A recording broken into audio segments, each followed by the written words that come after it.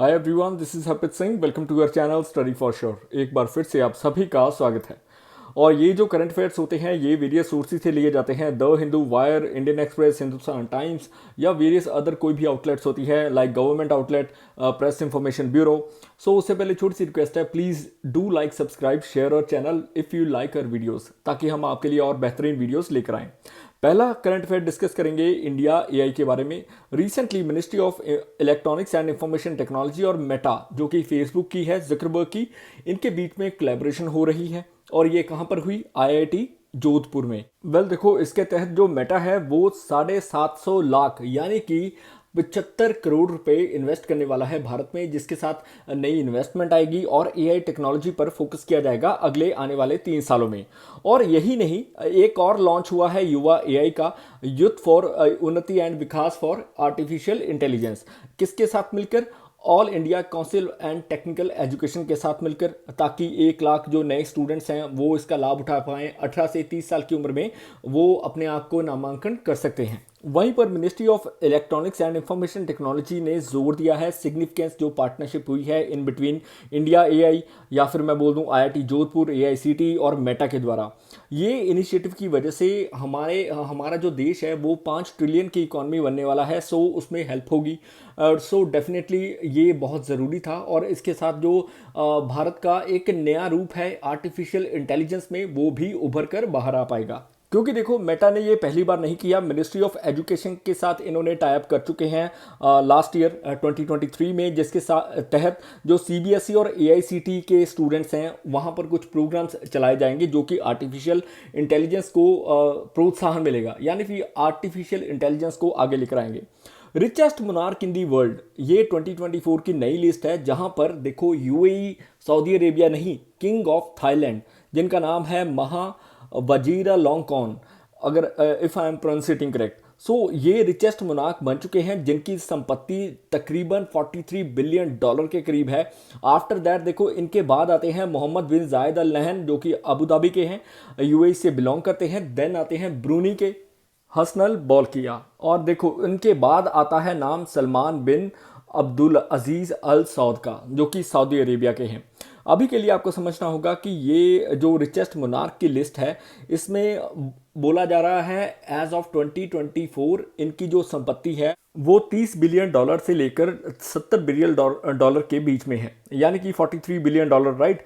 और किंग महा जो है, इनको रमा एक्स भी बोला जाता है। साथ ही साथ ये इकलौते पुत्र हैं किंग भूमिबोल और क्वीन श्रीकित की।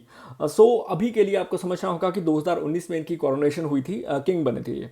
मुद्रा लोन ने एक नई अपडेट निकाली है जिसके तहत जो लिमिट है, अपर लिमिट जो है वो 20 लाख तक पहुंच चुकी है।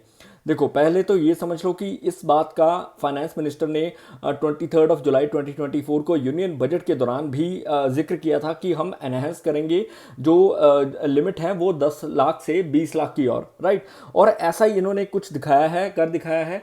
और इसको बोला जाता है तरुण प्लस कैटेगरी, जिसके तहत जो लोअर लिमिट है वो समझो कि अप फ्रॉम 10 लाख से लेकर 20 लाख के करीब होगी। और ये एंटरप्रेन्योर्स के लिए है, ताकि आप अगर कोई छोटा मोटा बिजनेस करना चाहते हो तो आपके लिए फायदेमंद होगा। साथ ही साथ आपको ये समझना होगा कि प्रधानमंत्री मुद्रा योजना की शुरुआत 2015 में कर दी गई थी एज ए फ्लैगशिप प्रोग्राम, जिसके तहत शिशु, किशोर और तीसरी जो है तरुण, ये 3 लोन दिए जाते हैं जो कि 50,000 तक, 50,000 से 5 लाख तक, 5 लाख से 10 लाख की लिमिट दर्शाते हैं।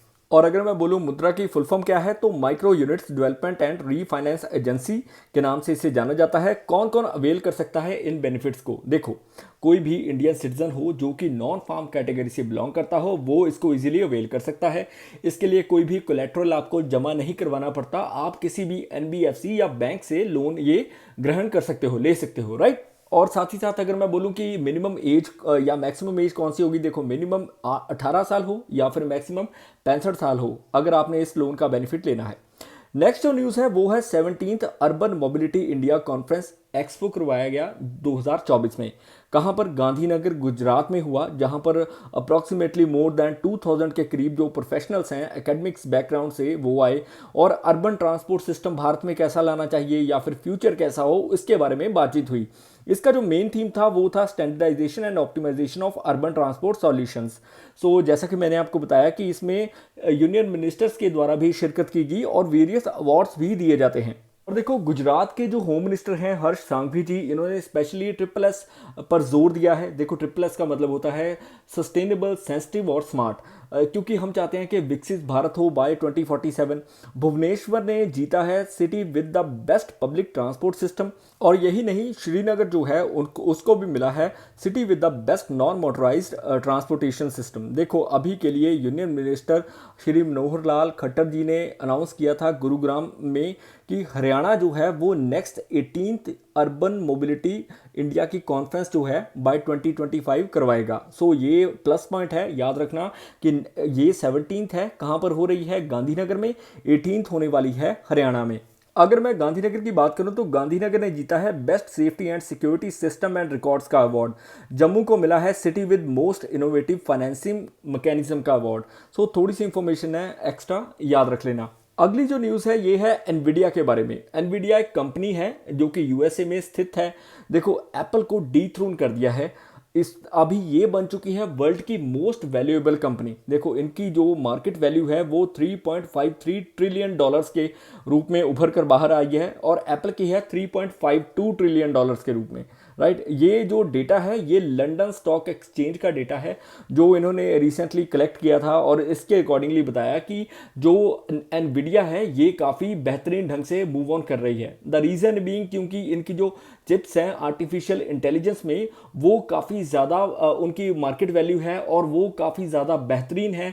दैट इज़ द रीज़न कि उनका जो मार्केट कैप है, या फिर मैं बोलूँ उनके जो शेयर्स हैं, वो 18% सर्च कर चुके हैं सिर्फ अक्टूबर की अगर बात करें। अगर लास्ट ईयर की बात करूं तो 190% के करीब हाइक मिला है इनको। देखो, ये चिप मैन्युफैक्चरर कंपनी है और इनके जो चिप्स हैं वो काफ़ी ज़रूरी हैं आने वाले समय में आर्टिफिशियल इंटेलिजेंस को अगर आगे नेक्स्ट लेवल पर लेकर जाना है, और इसका उपयोग करने से आर्टिफिशियल इंटेलिजेंस में मदद मिलती है। और वेरियस जो कंट्रीज़ हैं वो यहाँ से ही चिप वगैरह डिलीवर करवाते हैं। That is the reason. Nvidia की फाउंडेशन 1993 में की गई थी जेंसन हुएंग के द्वारा, जो कि अभी भी एनवीडिया के सीईओ हैं और ताइवानीज अमेरिकन समझो कि एक इंजीनियर हैं, और इन्होंने इस कंपनी को डेवलप किया है, राइट। और इनके एक नेक्स्ट जनरेशन ब्लैकवेल चिप है जो कि काफ़ी मशहूर है और काफ़ी डिमांड में है। ये देख लो कि नेक्स्ट ईयर के लिए पूरी बुक हो चुकी है। देखो, एनवीडिया के सर्च करेंगे शेयर्स और भी आने वाले समय में मालूम पड़ेगा, क्योंकि एप्पल के से काफ़ी आगे निकल जाएगी ये कंपनी। ये जो न्यूज़ है ये है अभय, एक anti submarine warfare shallow water craft के बारे में, जो कि रिसेंटली मिल चुका है 7th इंडिया की इंडियन नेवी को। और ये किसने बनाया है? देखो, गार्डन रीच शिप बिल्डर्स ने बनाया है, जिनका हेडक्वार्टर कोलकाता में है। और अर्नाला क्लास ऑफ जो शिप्स है वो रिप्लेस करने वाली है अभय क्लास ऑफ ASW कॉर्वेट्स को, इंडियन नेवी के। अभय क्लास के जो कॉर्वेट्स थे वो हमने रशिया से लिए थे, सोवियत के काफ़ी पुराने हैं, सोवियत पॉक क्लास कॉर्वेट्स बोला जाता है। और ये हम डीकमीशन करने वाले हैं बाय 2025, जिसके तहत 2 प्लेटफॉर्म्स पर हम शिप्स को डेवलप कर रहे हैं। टोटल 16 के करीब डेवलप होंगे। 8 जो है वो GRSC गार्डन रीच करेगा और 8 करेगा कोचिन शिपयार्ड लिमिटेड। और अगर मैं बोलूं कि ये टोटल 8 हो रहे हैं, 7वां हो चुका है अभय का। और देखो, कोचिन शिपयार्ड लिमिटेड से हमें 4th और 5th मिल चुका है, जिसको बोलते हैं INS मलपे और INS मुल्की। और इससे पहले भी इन्होंने प्रोवाइड किए हैं 2023 में 3, जो है माहे, मालवन और मैंग्रोल, राइट। अभी के लिए जो 5वां और 6ठा GRSC की तरफ से था वो था अग्रे और अक्षय। उससे पहले भी GRSC प्रोवाइड कर चुका है अर्नाला, अंद्रोथ, अंजदीप और अमीनी। एक्स्ट्रा इंफॉर्मेशन दे रहा हूं, सो थोड़ा सा ध्यान से समझना। अभी हम जो क्लास डेवलप कर रहे हैं वो है अर्नाला, जिससे हमें 7वां मिल चुका है, 8वां आने वाला है। 7वें का नाम है अभय, राइट। आई होप ये चीज़ें आपको क्लियर हो गई होंगी, क्योंकि ये काफ़ी इंपॉर्टेंट न्यूज़ थी। एयरबस ने रिसेंटली लॉन्च किया है साउथ एशिया का अपना हेडक्वार्टर भारत में। और साउथ एशिया में ये जो हेडक्वार्टर होगा इंडिया का, वो ट्रेनिंग प्रोवाइड करेगा वेरियस सिमुलेटर्स के थ्रू, क्योंकि 4 के करीब जो 320 सिमुलेटर्स हैं वो लगाए जाएंगे, जो कि ट्रेन करेंगे 800 पायलट्स को और 200 टेक्नीशियंस को हर साल। और ये फैसिलिटी की वजह से समझो कि इकोनॉमी में भी ग्रोथ देखने को मिलेगा, साथ ही साथ एम्प्लॉयमेंट जनरेशन भी होगी। और जो भी भारत से खरीदारी होगी एयरबस के रिगार्डिंग या इसके इक्विपमेंट्स के रिगार्डिंग, वो भी डबल होने वाली है। 1 बिलियन यूरो के करीब इन्वेस्टमेंट आने वाली है जो कि पार कर जाएगी। साथ ही साथ 3500 के करीब जो एम्प्लॉयज़ हैं वो काउंट भी बढ़ेगा। और इसके साथ देखो कंपनी ने प्लान किया है 2 नई एस्टेब्लिशमेंट्स, जो कि C295 के रिगार्डिंग होगी और H125 हेलीकॉप्टर के रिगार्डिंग होगी। और देखो एयरबस ने प्लान किया है कि हमारे इंडिया की एयर इंडिया के साथ मिलकर ये एक पायलट ट्रेनिंग फैसिलिटी बनाने वाला है एनसीआर रीजन में। और साथ ही साथ देखो 5000 सीटर एयरबस कैंपस जो कि बेंगलुरु में ये बनाएगा, जो इसका एम्बिशियस प्लान है ताकि वर्कफोर्स को और ज़्यादा एक्सपैंड किया जा सके और इंडिया को प्रिपेयर किया जा सके, क्योंकि 4000 के करीब नए एयरक्राफ्ट जो है वो कमर्शियल फ्लीट को ज्वाइन करेंगे नेक्स्ट 20 ईयर्स में, जो कि इंडिया का अपना एक विजन है। इसके लिए हम 50 नए एयरपोर्ट्स को डेवलप कर रहे हैं नेक्स्ट 5 ईयर्स में, और 20-25 साल में 400 के करीब नए एयरपोर्ट मिल सकते हैं। इसके regarding he prime minister of India और प्राइम मिनिस्टर ऑफ स्पेन ने इनॉग्रेट की है C295 की फैसिलिटी, जो कि है Tata advance system limited complex में। और ये जो फैसिलिटी है ये वडोदरा में आई है, गुजरात में। वहाँ पर जाकर जो लोग हैं वहाँ के उनके लिए एम्प्लॉयमेंट जनरेट होगा। और make in India, make for the world, ये जो प्रॉस्पेक्ट है इंडिया गवर्नमेंट का, तभी सक्सेसफुल हो पाएगा। देखो डिफेंस कॉरिडोर्स के ऊपर भी भारत काम कर रहा है। इसके रिगार्डिंग हम यूपी और तमिलनाडु में कुछ फैसिलिटीज़ डेवलप कर रहे हैं, डिफेंस कॉरिडोर्स बना रही हैं।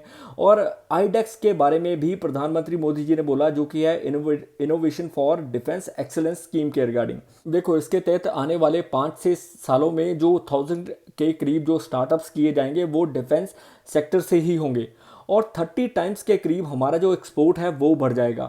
18,000 के करीब जो एयरक्राफ्ट के पार्ट्स हैं वो भारत में बनाए जाएंगे, इंडिजीनियसली मैन्युफैक्चर किए जाएंगे, और एमएसएमईज को भी फ़ायदा पहुंचेगा। C295 का प्रोग्राम जैसे कि स्टार्ट हो चुका है, 56 के करीब एयरक्राफ्ट डिलीवर करने होंगे, जिसमें 16 जो है वो डायरेक्टली स्पेन से डिलीवर होंगे, वहीं पर जो 40 होंगे वो भारत में बनाए जाएंगे। सो ये एक बहुत बड़ी न्यूज़ थी और हमारे लिए काफ़ी ज़रूरी है।